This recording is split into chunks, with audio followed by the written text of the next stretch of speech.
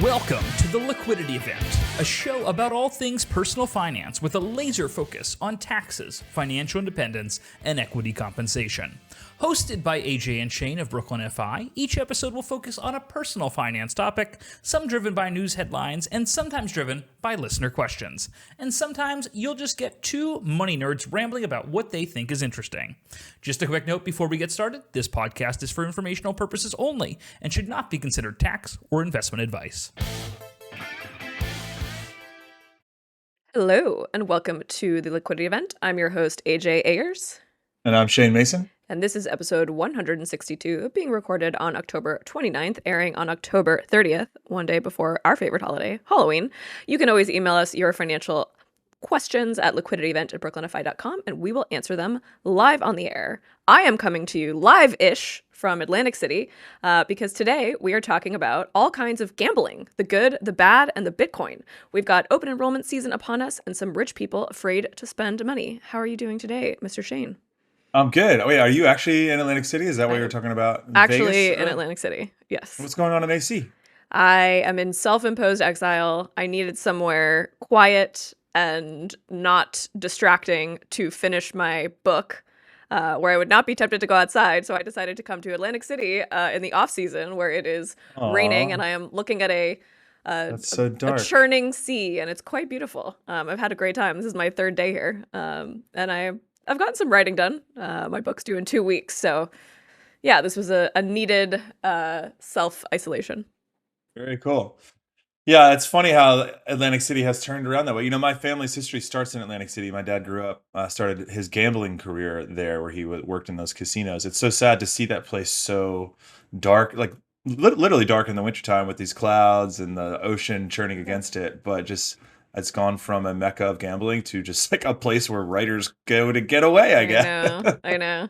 It's weird. Not It's actually a place where I don't want to go outside is the last thing I know. the They want me in the manager of casino. Atlantic City would love to hear. Damn, it's so dark. I mean, it is the middle of the week. Like this, I feel like it's a little more hopping on Friday and Saturday night.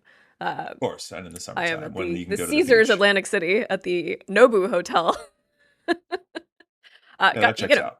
Great That's deal, folks. In the middle. Didn't of know the that was a thing, but I'm not surprised that you're there. What are you doing for Halloween? My friends are getting married on Saturday, so Friday night is like the welcome drinks. So Nabil and I are going to wear our costumes to the welcome drinks and make everyone feel very uncomfortable. But I am not going to reveal what our costume is because this episode will air before the party. Oh yeah, well, that's cool. Are the bride and groom gonna get dressed up? No, Is it gonna be no, it is not a Halloween wedding. It is just a regular old wedding, which I'm looking forward to. These are very close friends of ours who've been together a long time, and it'll be a great friend wedding, but a little disappointed in the lack of Halloween theme. What are you doing? If you stole my Halloween weekend for your wedding and you said we couldn't dress up, I would be pissed off at you.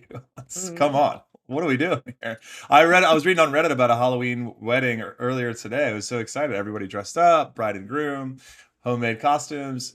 It's funny. I sort of had a Halloween wedding because it was in a graveyard. Like it was like spooky, you know, like there was a little bit of like, death and all that stuff. So yeah, it was a great wedding. Great wedding, on brand, on theme. But I am just going to, I'll be dressing up. My girlfriend and I are going to do the One Battle After Another couple, Leo and his girl. Okay, so And then I'm also contemporary. You gotta be on top of your movies to get the reference. I love a costume like that. Yes, yeah, very true.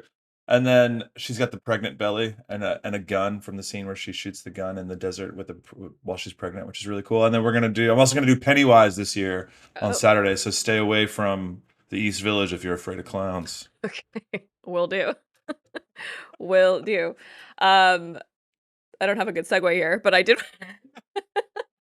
I do want to plug a. So 162 of the Liquidity Event. I'm out officially, folks. I've run out of segues. Speaking of clowns, these two idiots are going to San Diego in January for the Personal Financial Planning Summit, sponsored by the AICPA, everyone's favorite professional organization of accountants. both you and I will be speaking on some of our favorite topics. You will be speaking about AI and how we use it in our firm, and kind of how you see it changing the future of the industry. And I will be speaking about our favorite topic, equity compensation, teaching other advisors how to go deep into this niche that we love and cherish so much here at Brooklyn FI. So if you're an advisor, we will see you there. I've got a discount code for you folks. What kind of podcast is this? You can use code PFPSYM26 to save $100 on your registration if you register by November 17th. Why do they make these discount codes so hard? Why don't you just make it 25? Like, they want people to use the discount code. Why is it 17 letters long? It's not even customized for us either, so I don't think it's not like AJ Shane 26.5. I love like when you hear radio commercials for like, come down to Sam's Ice Cream, use the discount code P67X475. What? Yeah, thanks for the just say you heard about us on the radio. Like, what are we doing? Anyway, just some guy trying to scratch that down while he's driving his car. Yeah, exactly. And then like crashes. All right, we're talking about gambling. We've got 3 gambling related stories. You're First in up, Atlantic City. I'm in Atlantic City. I think on my way out, I'm just going to throw $20 in a slot machine. I enjoy a slot machine. I enjoy a themed slot machine. Like I'm about like a Star Wars. I taught you how to gamble. I taught you how to play blackjack in the Philippines. It's not for me. That's a story for the podcast. That's a good story. You want to tell? No, another time. No, another time. Well, this is the gambling episode. If there's time at the end, we'll circle back. Another time. So we've got our governor of Illinois, JB Pritzker, famously heir to the Hyatt fortune. Very interesting guy, this Pritzker. Potential candidate for presidency in the next election. Speaking of gambling, he won $1.5 million betting on cards in Vegas. So there's a little bit of scrutiny here, but his quote from the article is, "I was incredibly lucky," Pritzker said at a press conference. How do you feel about this, Shane, as a avid gambler? There's a lot going on. I wish I grew up in casinos, so I know the risks of gambling. I see it purely as, you're going to walk away with $0. Whatever you take to the table, you're not bringing back. So if you win, it's a lot of joy. And I imagine this guy has the same vibe too. I mean, and one of the interesting ways that we know that he won this $1 million gambling, which seems like a lot of money for a politician, right? Like if Zoran Mamdani won $1 million, that would be freaking everybody out. And he wouldn't win the election, because then we would realize that where the hell did he get? Like either he's a crazy gambler or he's a billionaire. Well, Pritzker is a billionaire. He's, as you said, the heir to a huge fortune, which also makes him interesting because he also seems to be a man of the people when it comes to his presence on social media. Whenever ICE is in Chicago, he's all over the news. He's doing a great job as like the classic Midwesterner, even though he comes from a lot of money. He seems to be a man of the people, a Democratic governor that's protecting his people in Chicago. He gets a lot of press for defending against Trump's authoritarianism. I'm not going to get into politics, but that's kind of his vibe. Anyway, so he made $10 million on his tax return, and some politicians, I guess, still reveal their tax returns. So that's cool. I guess we didn't lose that element of our traditions here in the States. And there was $1 million gambling, which we're able to see that because there is a special line item on your tax return, which I frequently have to fill out for my mother, who is a big gambler, or not big gambler, but she likes to gamble. And every once in a while she wins, $2,000, and it shows up on a 1099, and I have to fill out that part of her tax return, and I find it funny. Love it. So good for Governor Pritzker. Yeah. I mean, what a win. Love a win. I mean, I bet that felt awesome. Yeah. That's a big day. Big day. What kind of worries me is the digs you don't see on the tax return. Big loss. Right, yeah. Days. If we're seeing that, what are we not seeing? Yeah, it's I think I like to hear stories. I mean, look, we love to pile on lottery winners, and often we see that lottery winners, unfortunately, have sad lives after they win the lottery because they don't know what to do. But rich people are already rich; they already know what to do with the money. So, and that's kind of his like whole for them campaign philosophy, right? He's like, I know how to handle money. I have lots of it, which I don't know, some people in this country seem to buy into that. All right, so that was the good gambling. Now we're doing the bad gambling, which is this article from NBC, which is inside the federal gambling case that ensnared NBA stars and mobsters. I don't know that much about sports. Shane, can you please explain what is happening here? Yes, for sure. So I had a feeling that would be the case. So I actually took pretty extensive. I know you pretty well. The only note I have on this article is it's always wire fraud. Is there wire fraud involved? Yeah, Because there's I wire didn't fraud, get to that obviously. part of it. It's always All wire right, fraud. yeah, that is true. I feel like it's always That's how you get them.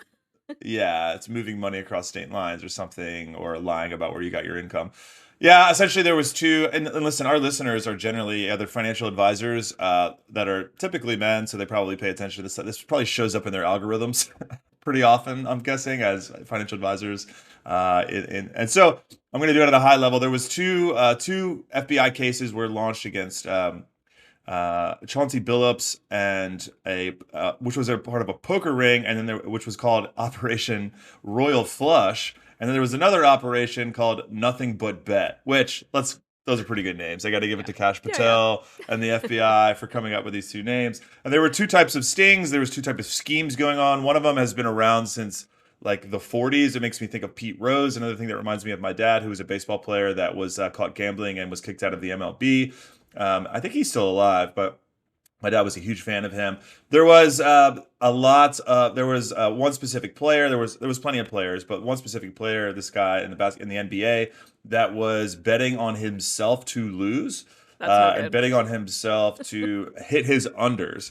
And you could do this in the NBA. You can do this in any sport. It's probably happening tonight in the World Series. Something is going on, and when you get when you legalize gambling, and you allow these players to participate, this is what you're going to get. The funny thing about this guy is that he was making $24 million a year, and he was throwing games so that he could win $200,000, which is how much he makes during one game. So he was gambling with his entire career to chop up. Like they would win this money because he cheated. And then him and his buddies would go back to his house with the cash and chop up the money and he would hand it out to his boys. I don't know whether or not to think that's like incredible loyalty to the boys or the dumbest thing I've ever heard sounds like in an my addiction, entire right? life. Yeah. The other thing, which is even cooler in my mind, was these professional poker games that were going on, wherein they would have a face man. There's two separate issues here, right? There's two separate issues. Just we're relating them because they're related to the NBA. Is that correct? Pretty much, okay. Yeah. I think all of these arrests happened on the same day as well for some reason. That's I think why I was confused. I was like, wait, are the players cheating or are they rigging the poker games? They're both. They're doing both. It was both. 34 people were arrested across 11 states, and there was tens of millions of dollars of fraud and laundering, and of course some crypto was involved, and some wire fraud, like you said. The other thing that was going on, which was way cooler in my opinion, was the poker style scam, which was Operation Royal Flush, where they would have a face man, which is Chauncey Billups, who, if you don't know, is a NBA basketball coach who used to be a player. I find him quite handsome, and they would use him as a face man, and you would go to a professional poker player as the scheme and say, "Hey, do you want to play poker against Chauncey Billups?" And you're like, "Yeah, I'm a professional poker player. I'll definitely take all of his money." I get to meet a famous person, and then what would happen is they would have this X-ray card machine and marked cards and all different types of shuffling machines that would like essentially fuck you. This is like the Ocean's 11 plot. It like writes itself. You can just like imagine like them walking through the casino and like there's like the face guy and like the guy with like the tech guy behind the scenes with the wires like hacking into this Wi-Fi. Like my favorite detail was like the special contact lenses that could like read the marked cards with special ink. Like, I love this shit. Yes, and AJ, to be honest, I did watch a 30-minute YouTube on this morning, so I had a little fun with it. Okay, that's why I had a feeling that it would be okay if I did not read this article and you would really carry the torch on this one. To add to your heist dynamic, which you love a heist, we're going to talk about a heist some more here in the next article. We have a great theme this week, ne'er-do-wells. There are multiple men with nicknames in the FBI's filing, including Spook, a fella named Spook. A guy named Amar, I can't pronounce his last name. He just goes by Flappy. You got Spanish G, you got the wrestler, and just John South, which is like, if you're not the smartest guy, I'm still stuck on Flappy. Yeah, Flappy is pretty. Okay, if you and I are running a heist, what are our nicknames? Neither of us is Flappy. That's not going to go well. We're Flappy. I think you're Sandy Boy, and I'm Sunshine. That's where you're Sunshine. You're Sunshine, and I'm the Jew. That's what it would be. It's the dumbest thing in the world. it would just be the Jew. Former, I mean, this guy's name is former fiduciary financial advisors Shane Mason and AJ Ayers, known as their AKA. codenames Sunshine and the Jew, arrested at Caesar's Palace, Atlantic City. That is how it would go down, unfortunately. Sorry, John. Yeah. Anyway, so a bunch of people are in prison now, a bunch of famous people. Even Flappy's in there getting roughed up by the Poor FBI. Flappy.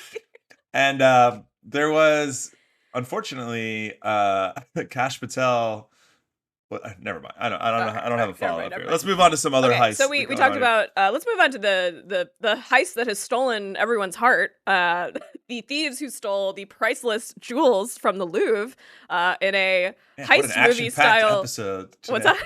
What an action-packed episode of the great Liquidity episode. Event. They stole millions and millions of dollars of priceless. We don't know how much they were worth because they were in a museum from the Louvre. They dressed up as construction workers, pulled up a truck, put a ladder up to the second floor, grabbed the jewels, left. Update, 2 gentlemen have been arrested in connection with this robbery at the border, but we don't know if they were actually the ones who participated in the heist. I mean, this has just captured the attention of the world, right? I feel like we're going to see this Halloween a ton of folks dressed up as the Louvre heist. Oh, Shane's bringing a prop. What are we doing? Oh, no. This is the tool they used, AJ. What? I have it here. This is the tool that the heisters use. Is that to cut the window? This is an angle grinder. An angle grinder.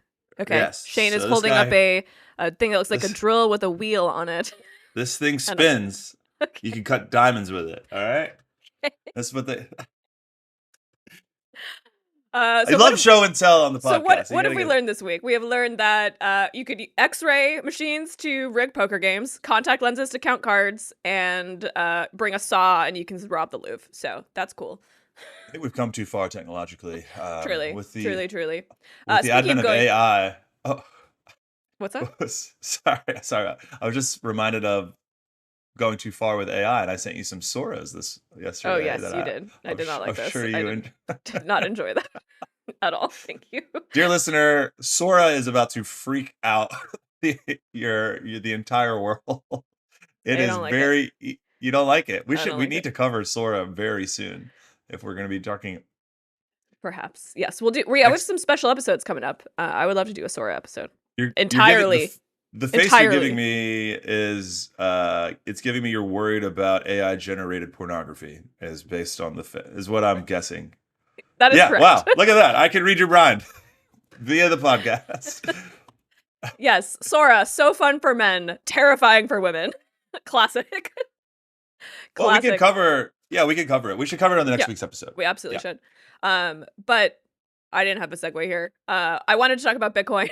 JP Morgan is going to allow Bitcoin and Ether as collateral for these institutional loans in this crypto push. We have a very pro-crypto administration right now. And this is a pretty symbolic shift, right? Jamie Dimon, CEO of JP Morgan, has historically said that Bitcoin is a hyped up fraud or a, quote, pet rock. But now they have sort of changed their tune, and now they are actually allowing crypto holdings as collateral for these massive institutional money movements. What was your take here? I don't know if I can read another crypto article. Okay, cool. Here's my take. Your client, the best thing for your client as a financial advisor is to have a 60-40 portfolio, this and that, this sort of tactical tilt, whatever. And they will not shut the hell up about having this asset in their portfolio. At some point, you just give them what they want because then everybody's happy and they're going to stick to the plan. Because if you don't allow them to stick, if you don't give them an inch, they're going to take the whole ruler because they don't trust you anymore. And they're going to go off and make a bigger mistake. It's kind of like do no harm that the oath that doctors take, and you might be doing less harm by allowing somebody to participate in something that it might be in their best interest. In this case, it seems like JP Morgan is finally like, "Fuck it, enjoy crypto, y'all. It's on the platform." Fine. Yeah, we've got it. I just still struggle with something that has no intrinsic value as part of your portfolio. If you want to have alternatives, try something like investing in private companies, private credit, gold, etc. I struggle with the idea that this is a part of a portfolio. To me, it's a distraction, and it's gambling. I mean, that's what we're talking about. It has no value. Speaking of no value, things that Tell are me how quite you really feel.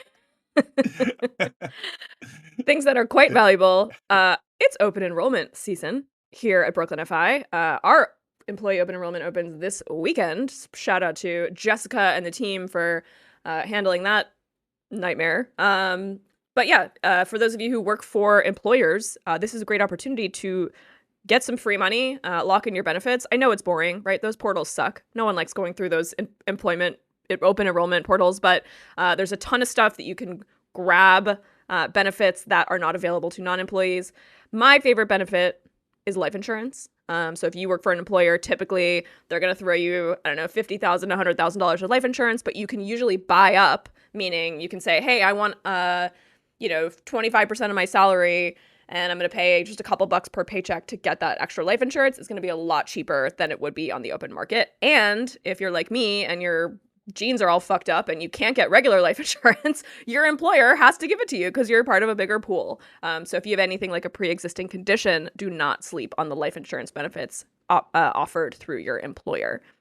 Shane, do you have a favorite open enrollment benefit or any tips for our listeners?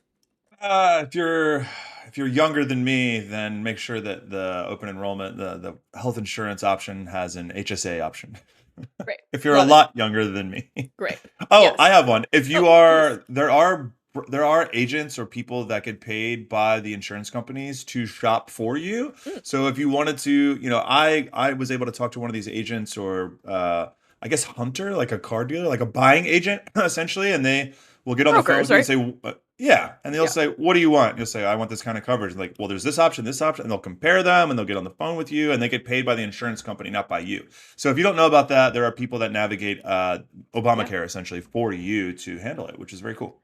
It's very cool. And also, I think an overlooked aspect of this is if you have a spouse or a domestic partner, is actually doing comparison shopping between the two benefits that each of your companies offers. Because sometimes we see with clients, everyone's on one spouse's plan because last year it made sense, but companies redo their benefits every year. So unfortunately, every November, or really at the end of every October, aka this week before open enrollment starts, it's a great time to sit down with your financial planner, or if you don't have one, just sit down with your partner and pull out the portals together and just go through and be like, whose is better, and make a decision.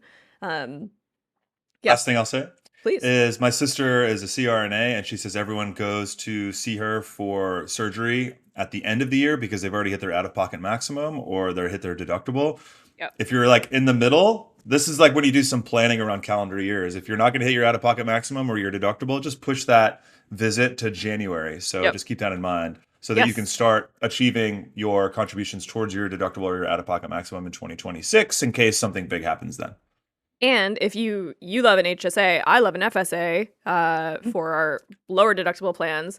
And if you still have money in that FSA or HSA at the end of the year, you can go to my favorite shopping website, fsastore.com, and you can buy Supergoop sunscreen. You can buy, there's lots of great products that you are probably going to buy anyway that you can use with your tax advantage dollars from that FSA. So fsastore.com, designer sunglasses, Band-Aids, lots of great skincare. Huge fan of fsastore.com. They should sponsor us at this point. Like, come on. I've written about them 100 times. Hell yeah. I'd like to see some of those dollars back in my pocket. Anyway, let's go to a listener question.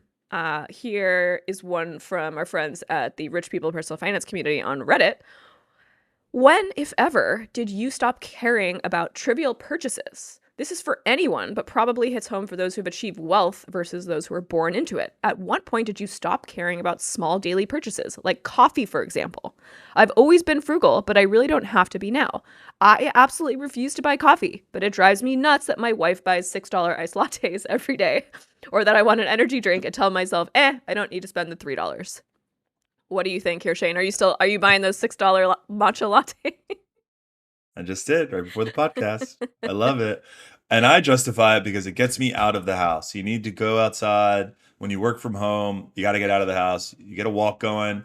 I think people need to talk to each other face to face. I think that work from home is an awesome thing that we have here. But if you live in a walkable city, not even in a walkable city, any city, you need to get out of your damn house and go see someone else. I think something that makes you very happy is a positive interaction with a stranger. There's a lot of science behind that. And if you're an extroverted person, there's also science behind like the medical benefits of just getting sunlight in your eyes. So yes, it's $6, but there's a lot of other benefits besides that. That's not the answer to the question, but I know liked it anyway. Yeah, all right, right on. Yeah. Yeah, I mean, What do you think? the answer to the question, I mean, this has already happened to me. Like, I remember when I would make my coffee every day at home, and if I found myself at work or running late and like had to buy coffee and it cost $4, that was like painful because it was like, oh my God, this is going to really impact my budget and my spending for the weekend. That is no longer the case. I have entered an income situation where I don't think about spending $7. Now, that said, I do not like to buy coffee out. I love to make coffee at home. And I actually do have a little bit of this, which is like I need to get a lot of value from the thing in order for me to feel good about spending money on it. Unfortunately, I get value from expensive things, not cheap things like cups of coffee. So for me, my lifestyle is inflated because I like things like nice hotel rooms and vacations and golf as opposed to, you know, the quote unquote latte. That's the reason you can't, or the avocado toast. That is the reason you can't retire. But it's funny. I was in Pittsburgh this weekend talking to a room full of artists and musicians, and that was one of the questions they asked was like, how do you know when it's okay to start spending more money? Like, what's the point at which, what's the threshold? Is there a specific threshold you can point to in your life when you kind of stop stressing about the, let's call it $6 items? I mean, I hate to say it, but I think it all circles back to you save first and spend second. Yeah. I think I always land there. Like if you're saving 25% of your income, live your damn life after that. And like once you've backed into that number and you kind of make those decisions about what that number is going to be when you choose your profession. If you're an artist, then saving 20% of your income, unfortunately, doesn't leave a ton of money for lattes. But if you have chosen a profession where you have a much higher income, law, medicine, financial planning, accounting, whatever, STEM stuff, then that, you know, you didn't get to read Faulkner in college, but you get to have lattes. I think that's the trade-off that you make, right? For me, at least. You know? Shane's so mad that he did not get to read Faulkner in college to this day. I think that's the biggest chip you have on your shoulder. I mean, I have lots of chips. I've got mountains of chips on my shoulder, but you have a very significant chip about not getting to read novels in college. Yeah, I mean, it's a thing. But life's not over yet. Yeah. So. So wait, no, my question to you, which you did not answer, is what was the moment for you where you kind of stopped worrying about the daily expenses of your life? I'm a pretty frugal dude in general. I think your first, 20, 25 years. I mean, I had jobs through high school and through college, so I've always cared. And I think you kind of get cemented there. I think eventually it's hard. You get anchored, and there's the money scripts that you go through, and there's a lot about this is a behavioral finance question, right? So this is more of a psychological question and a therapy question. So for me, I don't know if my answer is going to help, but I don't know. I drink a couple coffees every day from the coffee shop. I enjoy being a part of the community. I think there's a lot of benefit in that. I think there's a work hard, play hard aspect of it for me. Cool. What? What's that? No, okay. I got one more You're good. question. I like this one. This is more of like a to-do, but I like it. Reminder, your family probably can't access your bank account if something happens to you. I made a quote-unquote digital emergency checklist. A bit of a morbid topic, but my wife and I were talking about this last night. We realized that if something happened to one of us, the other one would have no idea how to access everything. Not just our bank accounts, but social media, like passwords to the laptop, family photos, yada, yada, yada, yada. It's a huge, stressful mess to leave behind for a grieving family. So I spent the weekend creating a simple checklist of all our digital assets and where to find them. I love this. I love that this person came across this discussion with their partner and they did it together and they had their grieving family in mind, right? You and I talk about this all the time. Your will is it's a love letter to your family. It's saying, I'm out and here's some stuff I left behind for you. And it's not a mess because I want you to, have the time and space to grieve my loss. And, here's a brokerage account with some money if you want to spend it, and you can spend it on whatever you want, not doing this sort of like controlling from beyond the grave. But I love this idea. I actually did this recently with my mother-in-law and her husband, and they are kudos to them. Like they are on top of this shit. They made, it took a while. Like We had to learn Google Docs, but they made a Google Doc. They put all the passwords in it. We don't have access to it now, but we know where it is. And, you know, I feel very confident about that. And that was an amazing gift that they gave us. Like, that was just such a weight off my shoulders. Do you have one of these? Do you have a digital checklist? You know, I don't. You are the executrix of my. If I was to pass, so you would be able to find it all. If you weren't around, I'd be really worried about it. But you know how to get into one password, and essentially that's Yep. where everything's kept. I feel like you need a backup just in case what if we're on a boat together or something, which is often the case. I mean, well, I think John would be able to step in, our managing partner, and I think everybody knows. Like my sisters would be like, "Where is everything?" And then the company would be like, "It's in one password." Yeah. You know, we were The talking about password, this. Charlie 1257. Charlie is involved. Unfortunately, I don't have any passwords like that anymore. They're all fucking random now. So if I lost access to my password manager, then I would be cooked. But and so would anybody else. Unfortunately, you know that 98% of Americans are not like that. And once you Yeah. get their master password, you and I were grieving the loss of a digital tool that would allow somebody to find all of our brokerage accounts this week, which is the loss of personal capital. Update. It's back. Yeah. It's back. Okay, so it's just behind a different login wall now. Is that what's going on? Yeah, so Personal Capital, which was a fantastic tool, which got bought by Empower, a Canadian retirement company that has like trillions of dollars of 401k assets. Right. They bought them, and then we got all these emails, obviously, which we ignored for months, saying that they were going to move the portal, and they moved it. And yesterday, when I tried to log in and look at my spending, it like had no data in it. Turns out nobody told me about this. We just had to wait. Yeah, exactly. I was like, what happened? And then, like, my email was like, last chance. Please do this now. Don't wait. Dude, there's too many emails. Too many emails. This is not a hot take. There's too many fucking emails too many in the emails. world. Of course, I ignored it. Like, I get 1,000 emails. Anyway, yesterday, Shane and I were bitching in Slack about how we lost all of our data, which I carefully tracked my spending, and that was really important. It's how I track my like medical spending for insurance. Like, it's not just like bookkeeping; it's actual things that I need to do my tax return. But anyway, the data's back last night. It just needed like a data migrate over, so different login, but the data's still there, so don't worry. But I did download everything last night into CSV just in case. Yeah, I mean, great, good. That's fantastic. You and I both have like 8 years of transaction history in there that is necessary for making sure that you get your tax deductions or your HSA contributions or whatever just sorted out. But like, yeah, because basically when we start company, Shane, we're just like, we'll figure it out later. But so we literally need personal capital to do our taxes. That's true. It's like if this thing's gonna work, like we'll circle back to the accounting and the legal stuff later, and then it's always like, maybe we should have paid more attention to this, but we don't really.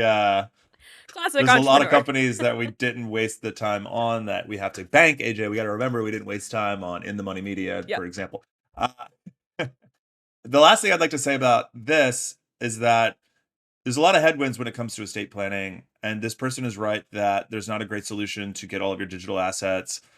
Like even in your will or a pour over will to a trust, like passwords and digital accounts and logins to iPhones and all that stuff.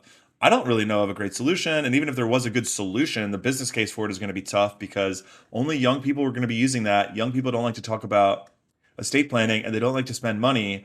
So how is there going to be a solution to this? I don't think there is one. So unfortunately, that's like on you to sort that out with your spouse or your parents or what have you. I mean, speaking of solutions, like, people had a lot of data in mint.com and then mint.com went away. So like, even if there's a startup that's going to solve this, I, as a lover of technology and user of every app under the planet, I would actually have some skepticism around that because it's so important and it's supposed to last decades. I don't want this company to shut down and lose my, digital last will and testament because they ran out of funding. Like, I don't know. Are Google Docs going to go away? Are Google Docs safe? ? Next week on the podcast. PDFs. Cool. Anyways, I'm going to end it there, and I will read us out. Thank you so much for listening. Email us your financial problems at liquidityevent@brooklynfi.com. And finally, Stans can leave us a review if they want to be worried about it. We will see you next week. Thank you for listening. Bye.